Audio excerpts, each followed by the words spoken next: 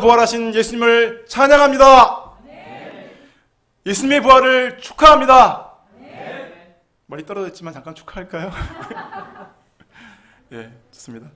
사실 저의 오늘 간절한 바람은 부활절에는 모든 성도들이 다 함께 모여 부활하신 예수님 안에서 기뻐하고 예수님의 부활을 함께 축하하고 또 하나님께 찬양을 올려드리는 것이었습니다.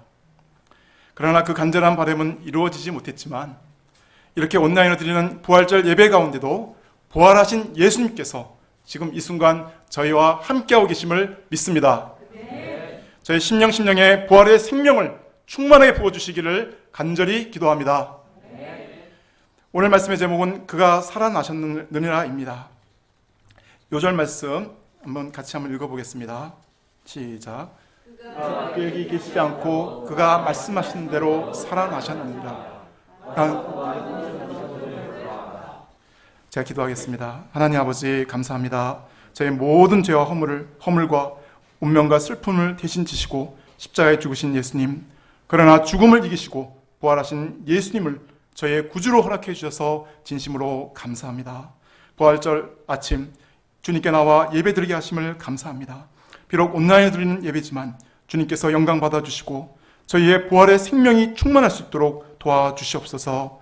자격 없는 자가 주님의 말씀을 들고 섰습니다. 오직 부활하신 예수님만이 영광 받아주시기를 간절히 기도합니다. 존귀하신 예수님의 이름으로 기도드렸습니다. 1절을 보십시오. 부활의 아침이 밝았습니다. 그러나 막달라 마리아와 다른 마리아의 마음은 그리 밝지 않았습니다. 마치 3일 전 일어났던 일들이 한여름밤의 꿈처럼 느껴졌습니다. 그러나 한 가지 분명한 것은 그토록 사랑했던 예수님이 그들 옆에 계시지 않는다는 것이었습니다. 아니, 마지막 십자가에서 돌아가실 때의 모습만이 머릿속에서 맴돌았습니다. 채찍으로 갈기갈기 찢겨진 온몸과 대못이 박힌 양손과 발, 가시가 박힌 머리와 창에 찔린 옆구리, 그리고 엘리 라마 사박다니, 나의 하나님 어찌하여 나를 버리셨나이까. 절규하시던 예수님의 모습이 머릿속에서 떠나가지 않았습니다. 너무나 불쌍하신 예수님, 사람들에게 조롱과 모욕과 멸시를 받으시고 하나님께 마저 버림받고 죽어 무덤에 묻히신 예수님, 지금은 더 이상 자신들의 사랑과 믿음과 소망이 되어줄 수 없는 한계적인 예수님이셨습니다. 십자가 아래서 마지막 모습을 모두 지켜보았던 여인들, 또 아리마대 요셉에 의해 무덤에 묻히실 때도 무덤을 향하여 앉아 그 모든 것을 바라보았던 이 여인들의 마음에는 한없는 슬픔과 고통이 밀려왔습니다. 무덤의 입구가 큰 돌에 의해 막힐 때 여인들의 마음도 그 돌에 눌려버렸습니다. 사랑하지만 아무것도 할 수 없었던 자신에 대한 자학과 예수님을 십자가에 못 박은 군병들과 대사장들에 대한 화가 치밀어 올라왔습니다. 정말 사랑하는 사람을 위해 아무것도 해주지 못하고 떠나보낼 때 이 여인들과 같은 마음이 아닐까 생각이 됩니다. 여인들은 슬픔과 고통 가운데 안식일을 보내고 준비한 향품을 들고 안식일 다음날 새벽 예수님이 묻히신 곳으로 갔습니다. 그러나 무덤을 막은 돌에는 종교 지도자들이 봉인을 해놓아 아무도 열 수 없었습니다. 또 경비병들이 철통같이 지키고 있었습니다. 마가복음 16장 3절에 보면 여인들은 누가 우리를 위하여 무덤 문에서 돌을 굴려주겠는가 걱정하고 있었습니다. 자신을 구원하여 주신 예수님께 대한 사랑 때문에 앞뒤를 가리지 않고 무덤을 향해 달려가고는 있지만 여인들의 마음은 새벽 동트기 전과 같이 매우 어두웠습니다.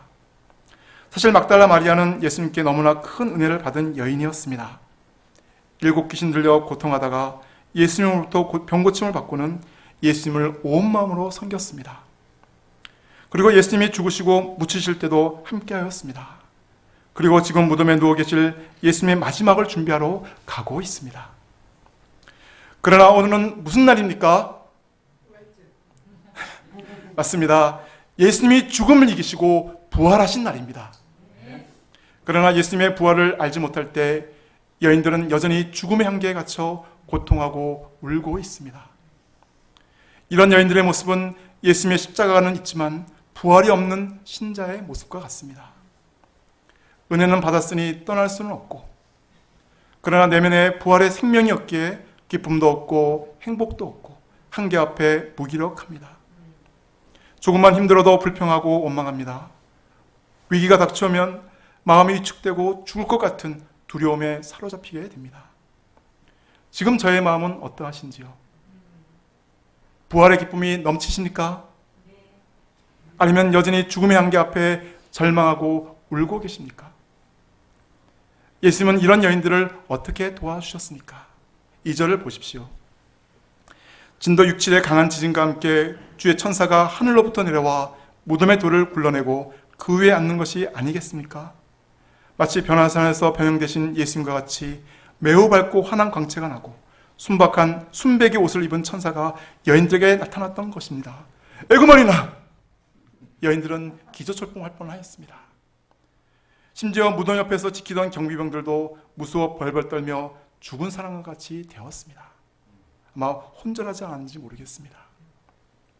천사는 경비병들이 죽은 사람이 되거나 말거나 관심 밖이었습니다. 다만 여인들에게 말했습니다.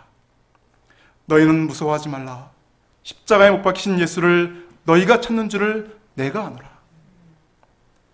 여기서 우리가 알 수 있는 것은 예수님을 찾는 마음을 하늘은 아신다는 것입니다. 천사도 알고 예수님도 아신다는 것입니다. 예수님을 향한 마리아의 마음, 일편단심 민들레처럼 오직 주바라기를 하고 있는 그녀의 마음을 예수님은 다 알고 계셨습니다. 사실 천사가 내려와 무덤의 문을 연 것은 예수님을 위한 것이 아니었습니다. 그것은 십자가에 죽으신 예수님을 찾는 여인들을 위한 것이었습니다.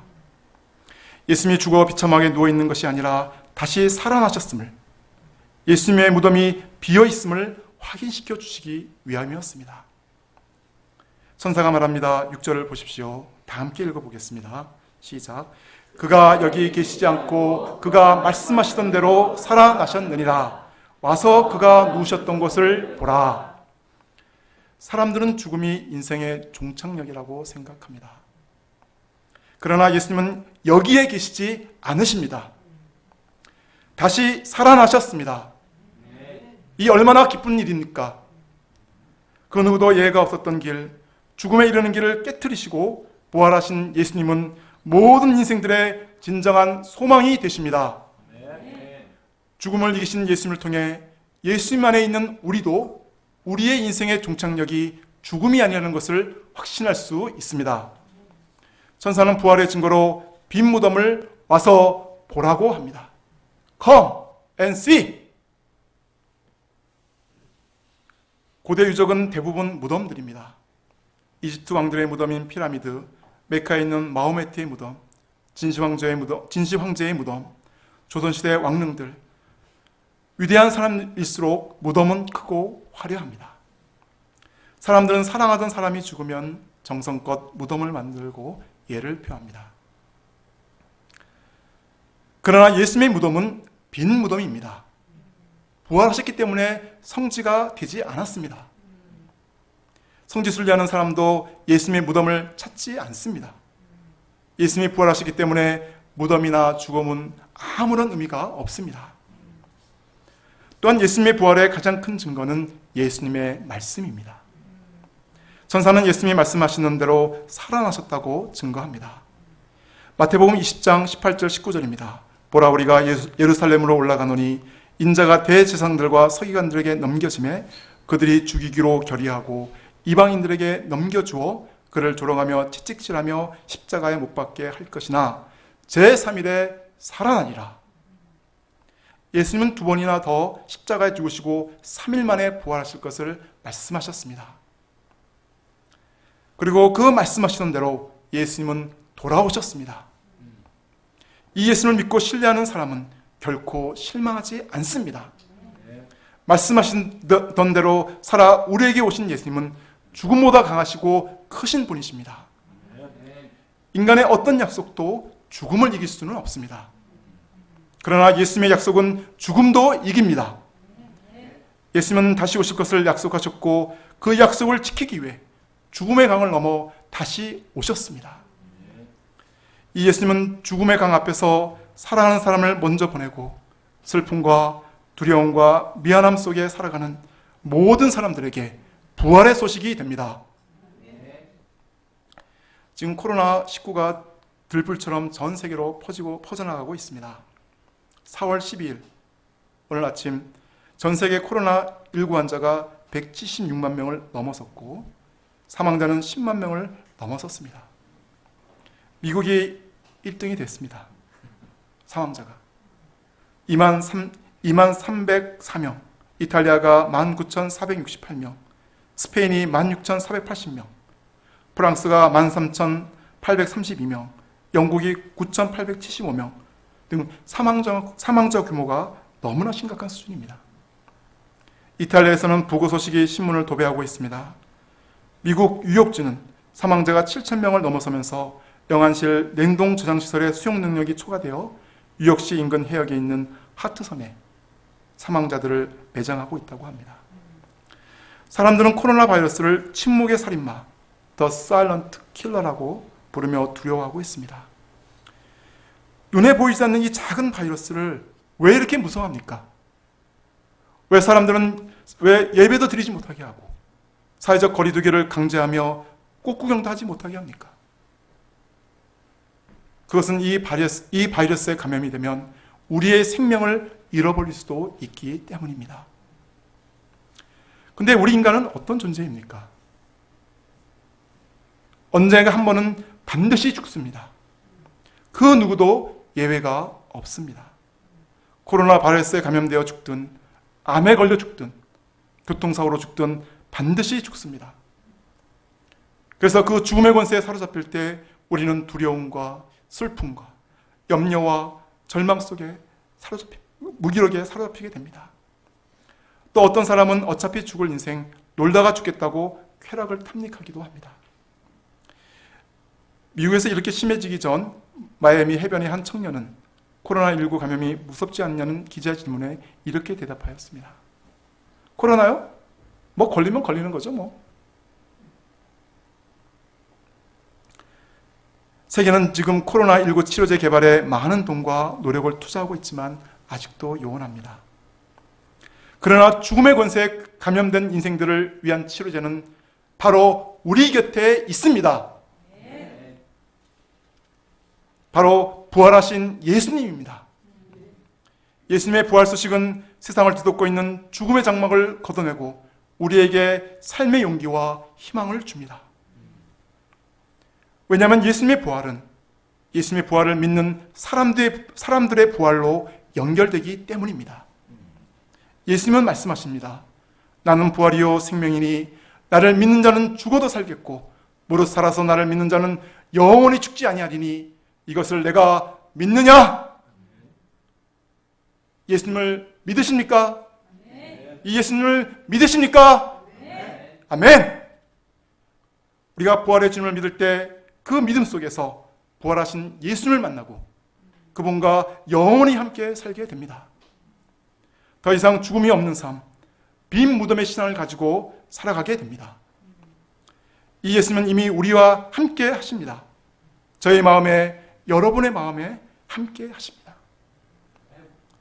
독일 베를린에는 독일 분단의 아픔이 깃든 체크포인트 찰리라는 곳이 있습니다. 이곳은 통일되기 전 동독과 서독을 갈랐던 155km 콘크리트 장벽 한가운데를 동서로 연결하는 검문소 중 미국 관할의 서베를린 쪽에 있던 검문소의 명칭입니다. 장벽이 무너지고 동베를린의 검문소는 없어졌지만 체크포인트 찰리는 자유의 상징으로 그대로 보존되어 지금도 많은 관광객들을 맡고 있다고 합니다. 근처에 있는 체크포인트 박물관에는 당시 동베를린 시민들이 자유를 찾아 죽음의 장벽을 넘기 위해 사투를 벌였던 사진과 기록 필름 등 생생한 자료들이 전시되고 있습니다. 그중 처절한 사진이나 구호와는 전혀 거리가 먼 포스터 한 장이 걸려 있습니다. 그 포스터가 바로 이것입니다. 이 포스터의 의미를 아시겠습니까? 도쿄, 동경이 8,913km, 피킹, 북경입니다. 7,699km, 모스크바 1,600 5km. 바르샤우, 바르샤바입니다. 520km. 베를린, 아인슈리트. 아마 두 분은 아실 것 같은데, 우리 사라 사모님이나 갈렘 저는 그죠? 한 걸음이라는 뜻입니다. 아인슈리트, 한 걸음. 무슨 의미겠습니까?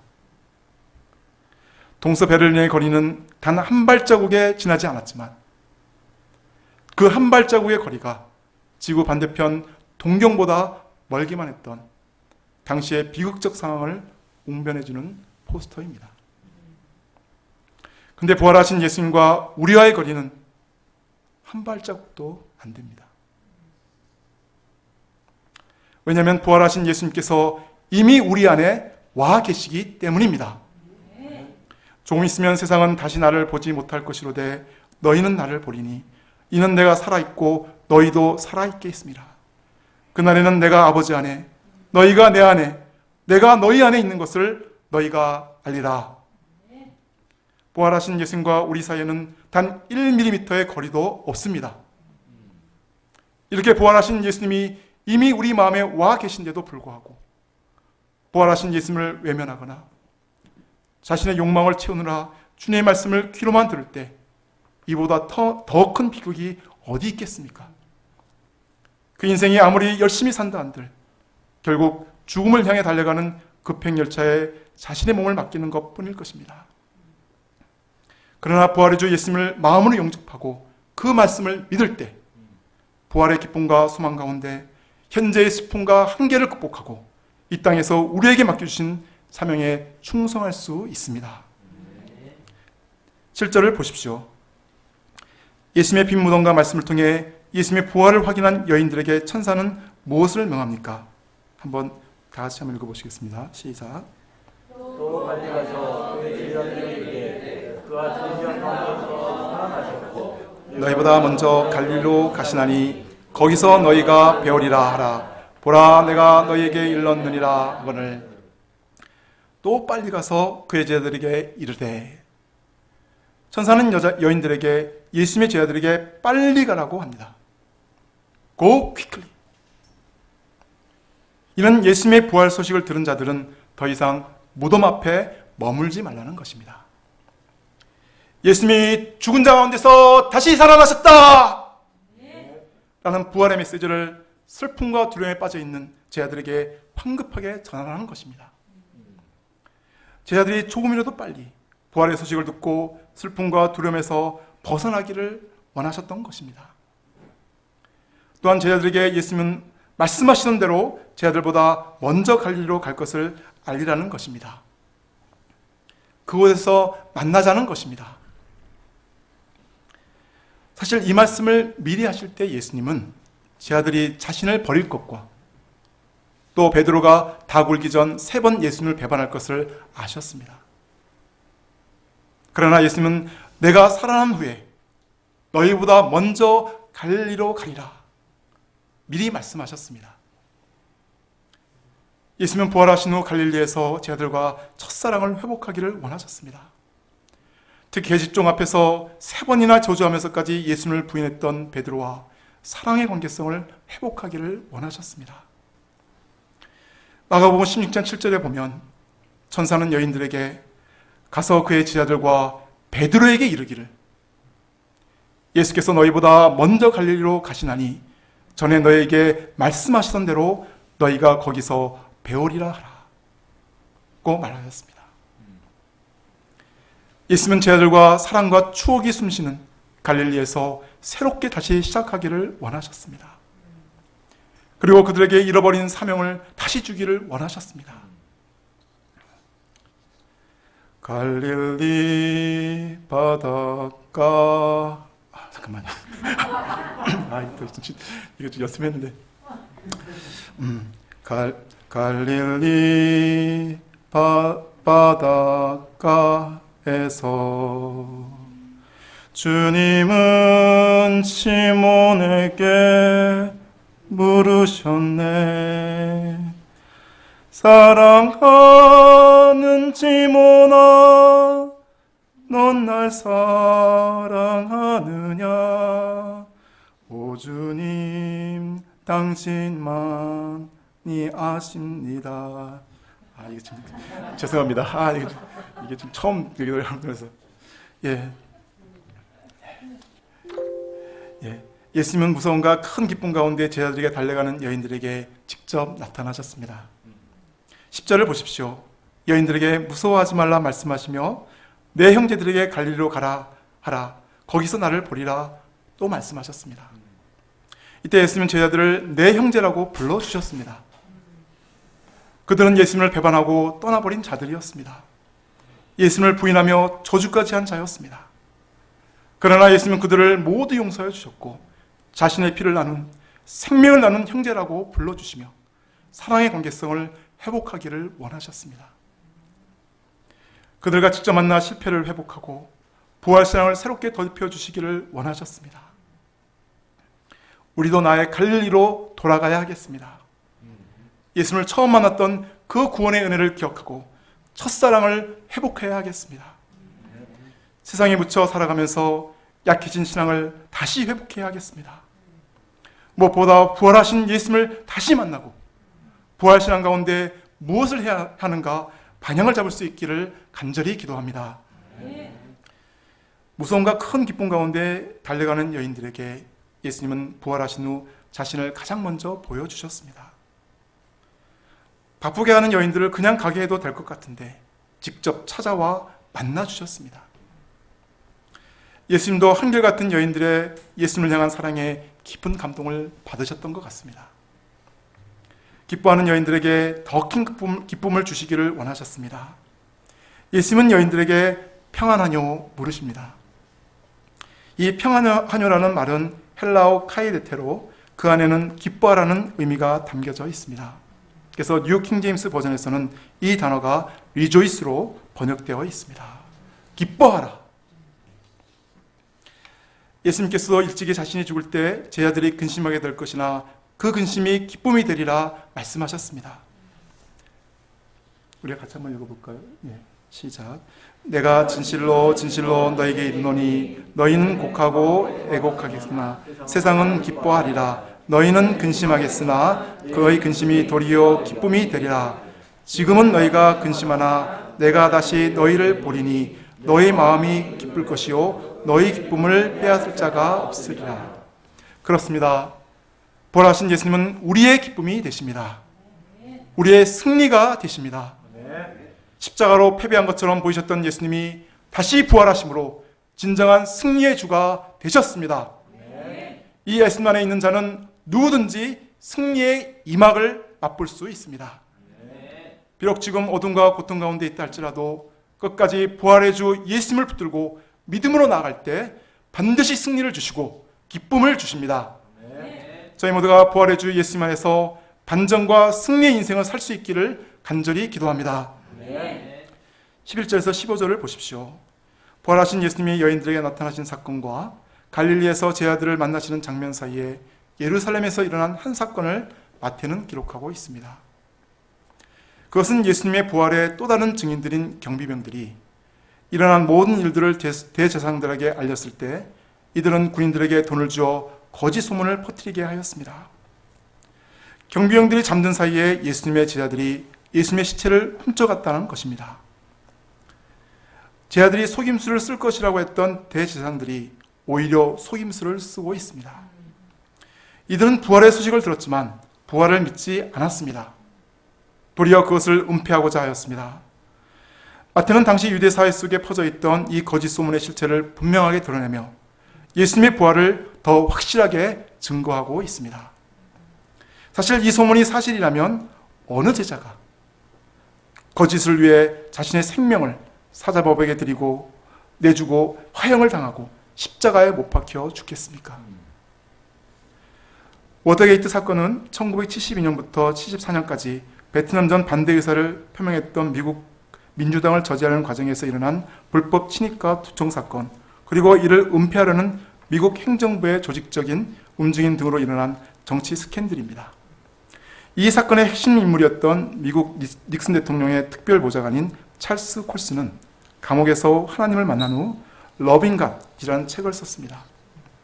그는 그 책에서 워터게이트 사건과 부활에 대해 이야기하면서 미국 최고의 엘리트들이 꾸민 거짓이 단 18일을 넘기지 못한 사실에 비추어 볼 때, 만약 예수 부활의 증언이 제자들에 의해 꾸며진 것이라면 그 거짓은 이미 2000년 전에 공중분해되었을 것이라고 증거하고 있습니다.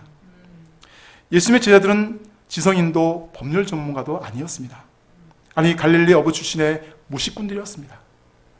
그들이 아무리 입을 맞춘들 그들이 꾸민 거짓말이 지켜졌을 리가 없을 것입니다. 더욱이 예수 부활을 증언하는 대가로 그들에게 세상 부귀영화가 주어진 것도 아니었습니다.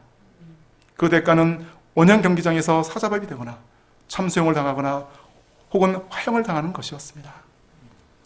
그러나 그들은 개의치 않았습니다.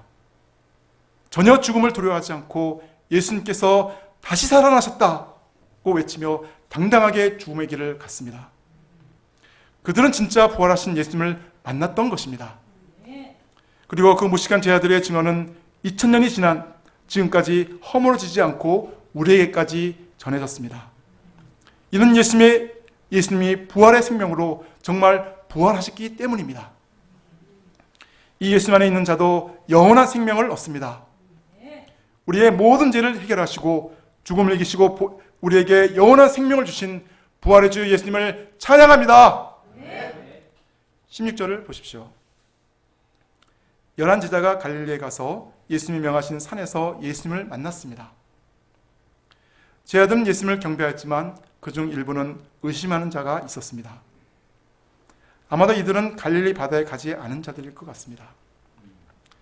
이들은 예수님을 자신의 삶 속에서 만나지 못한 자들이었습니다. 예수님이 부활하셨지만 현실은 달라지지 않았습니다. 로마 군병들은 시퍼렇게 살아 있었습니다. 예수님께 사형 판결을 내렸던 빌라도도 아직도 총독이었습니다. 또 예수님의 부활을 시체 도난으로 속였던 대제사장들도 여전히 건재하였습니다. 또 예수님은 부활하셨지만 항상 그들과 함께 하시지 않으셨습니다. 잠시 보여주시고 사라지셨습니다. 예수님은 다시 나타나셨지만 옛날의 그 모습이 아니었습니다. 그들의 신앙은 연약하였습니다. 그러나 예수님은 믿음이 연약한 제자들도 있는 모습 그대로 이해해 주셨습니다. 그리고 그들 모두에게 부활의 증인으로 이 땅에서 온 마음과 힘을 다하여 감당해야 할 지상 대명령, The Great Commission을 주셨습니다. 이 명령은 예수님의 제자들이 절대적으로 순종해야 할 최종 명령입니다. 18절을 보십시오. 예수님은 그들에게 이 명령을 내리기 전 이 명령을 내리는 자신이 누구인지 제자들에게 소개하고 있습니다. 부활하신 예수님은 이전의 모습과는 전혀 다른 모습이었습니다. 이전의 예수님의 모습은 유대인의 왕으로는 오셨지만 가난하고 볼품이 없었습니다. 항상 낮은 위치에서 병든 자들과 죄인들을 섬기셨습니다. 무엇보다 십자가 앞에서 너무나 무력하셨습니다. 사람들에게 침뱉음을 당하시고 뺨을 맞으시며 온갖 조롱과 채찍을 맞으셨지만 아무런 말씀도 하지 않으셨습니다. 가시면류관을 쓰시고 십자가에 못 박히신 고난의 종이셨습니다. 그러나 부활하신 예수님은 하늘과 땅의 모든 권세를 가지신 영광스러운 모습이었습니다. 온 우주를 통치하시는 만왕의 왕으로서 능력과 권세를 가지신 예수님께서 제자들에게 명령하십니다. 우리 19절, 20절, 3반절 말씀을 다 함께 읽어보겠습니다. 지키게 하라까지 읽겠습니다. 시작. 하늘과 땅의 모든 권세를 내게 주셨으니 그러므로 너희는 가서 모든 민족을 제자로 삼아 아버지와 아들과 성령의 이름으로 세례를 베풀고 내가 너희에게 분부한 모든 것을 가르쳐 지키게 하라. 거기까지만 읽겠습니다. 예. 원문을 보면 이 명령은 하나의 동사와 세 개의 분사로 구성되어 있습니다. 주동사는 제자를 삼으라입니다. 그리고 분사는 가면서, 세례를 주면서, 가르쳐 지키게 하면서입니다. 부활하신 예수님은 제자들에게 모든 민족을 제자로 삼으라 명령하십니다. 예수님의 제자란 예수님을 배우고 닮아서 예수님처럼 살아가는 자들입니다. 작은 예수들입니다. 이 땅에서 오신 예수님은 당신의 제자들을 자신을 닮은 자들로 키우셨습니다. 3년 동안 동공동락하시며 그들의 허물과 약점을 감당해 주셨고, 때로는 말씀으로 그들의 내면에 있는 세상 욕심과 싸워주셨습니다. 그리고 예수님의 말씀을 순종하여 자기 부인, 자기 십자가의 길을 가도록 도와주셨습니다. 이제는 그 제자들에게 모든 민족의 사람들이 예수님을 닮은 제자가 되도록 하는데 헌신하라고 말씀하셨습니다. 이 말씀은 단지 11명의 제자들에게만 주시는 말씀은 아닙니다. 예수님의 십자가와 부활을 통해 죄사함을 받고 천국 백성이 된 모든 부활의 증인들에게 주시는 말씀입니다. 우리가 만일 예수님의 십자가 죽으심과 부활을 믿고 구원받은 천국 백성이라면 반드시 예수님의 지상 대명령에 순종해야 합니다. 왜냐하면 이 명령은 온 우주를 통치하시는 만왕의 왕 예수님께서 주신 절대적인 명령이기 때문입니다. 그러면 어떻게 모든 민족을 제자로 삼을 수 있습니까? 첫째는 가야 합니다. 세상 사람들에게 가야 합니다. 가만히 앉아서 기도하고 말씀만 공부하는 것으로는 결코 제자 삼을 수 없습니다. 복음을 알지 못하고 어둠 속에 살아가는 사람들에게 가서 복음을 전해야 합니다. 하나님 믿지 않는 가족들에게 가야 하고, 또 캠퍼스 양들에게 가야 합니다. 또 자녀들에게 가야 합니다. 이런 구체적인 행동이 있을 때 죽은 영혼이 살아나고 예수님을 따르고 배우는 제자들이 될 수 있습니다. 둘째는 아버지와 아들과 성령의 이름으로 세례를 주어야 합니다. 세례란 예수님과의 연합을 뜻합니다. 과거 제 가운데 살던 옛사람은 예수님이 십자가에 달리셨을 때 함께 달려 죽었습니다. 그리고 이제는 예수님이 부활하실 때 함께 새로운 몸으로 부활하여 살아가는 것입니다. 갈라디아서 2장 20절입니다. 내가 그리스도와 함께 십자가에 못 박혔나니 그런즉 이제는 내가 사는 것이 아니요 오직 내 안에 그리스도께서 사시는 것이라.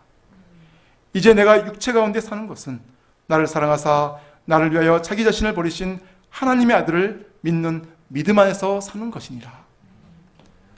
이런 믿음을 갖고 세례를 받도록 기도하고 도와주어야 합니다. 셋째는 예수님이 제자들에게 가르쳐 주신 모든 말씀을 그대로 가르쳐 주고 그 말씀에 순종하는 삶을 살도록 도와야 합니다.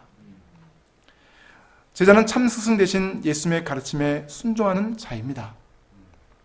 성경 공부는 단지 성경을 알도록 하는데 그 목적이 있지 않습니다. 성경을 배우고 그 배운 말씀대로 살아가는 것이 성경 공부의 목적입니다.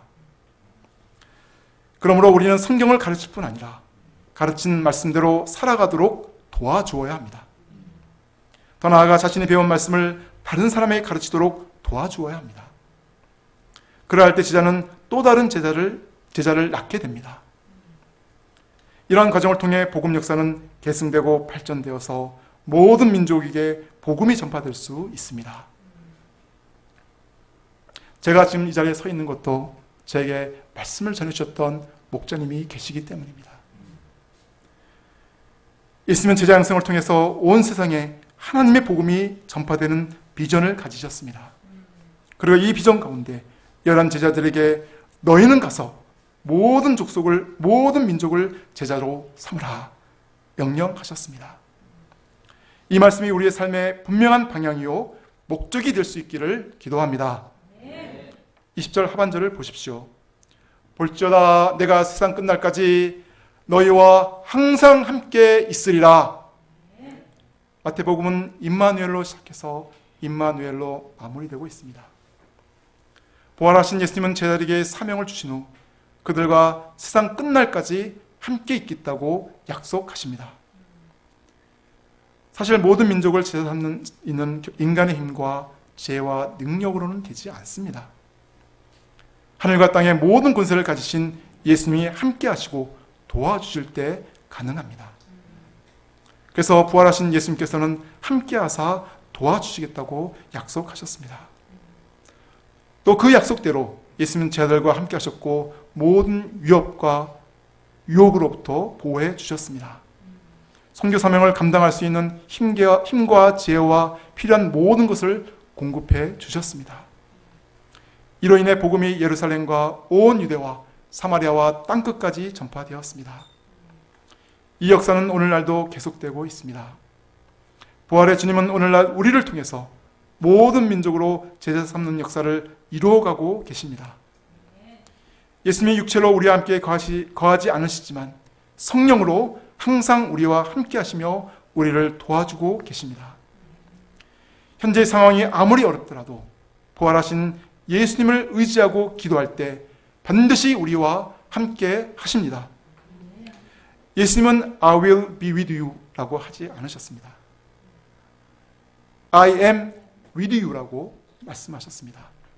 그것도 surely I am with you always to the very end of the age. 반드시 세상 끝날까지 너희와 항상 함께 있겠다 약속하셨습니다. 바로 이 자리에 저희와 함께 하시는 예수님, 또 우리의 마음속에 내재하시는 성령님과 일생 동행하며 주님 주신 사명에 충성하는 부활의 증인들이 될 수 있기를 간절히 기도합니다. 자, 기도하고 마치겠습니다. 하나님 아버지, 참 감사합니다. 부활의 주, 생명의 주 예수님을 허락해 주셔서 진심으로 감사와 찬양을 드립니다. 죽음의 일생 죽음의 종로로 타며 허무하고 슬프고 운면적인 인생을 살 수밖에 없던 자들에게 부활의 생명과 소망 가운데 살게 하셔서 진심으로 감사합니다. 날마다 주 안에서 기뻐하며 또 저에게 맡기신 한 영혼을 이 주의 사랑과 말씀과 기도로 섬기며 또 주님의 제자로 삼으라는 사명을 힘써 감당하는 삶을 살 수 있기를 간절히 기도합니다. 존귀하신 예수 그리스도의 이름으로 기도드렸습니다.